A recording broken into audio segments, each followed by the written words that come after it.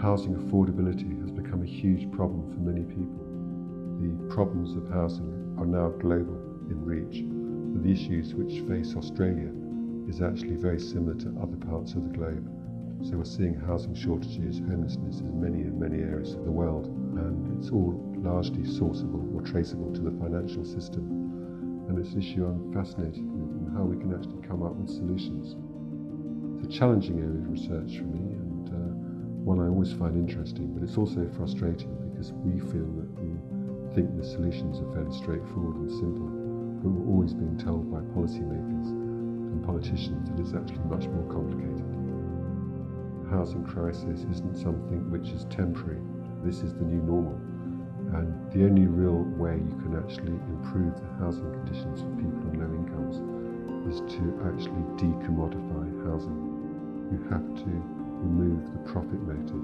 At the moment, people are making money out of buying and selling property or renting out their property to tenants. That drive for profitability generates housing inequalities, which means it's impossible for people on low incomes to actually access the housing they need.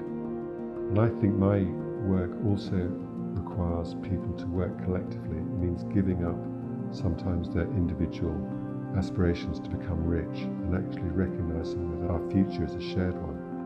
So I think addressing the housing problems actually means addressing inequality, because unless you get a more equal society where people feel they belong to that society, they're not going to believe in politicians and policies which actually are asking them to make fundamental changes in the way they live their lives.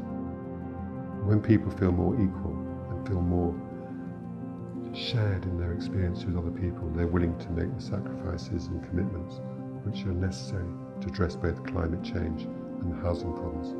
So they're sort of interlinked, I think, and they do require a more collective engagement with the world, one which is less individualistic and selfish, and one which is more forward-looking and more progressive.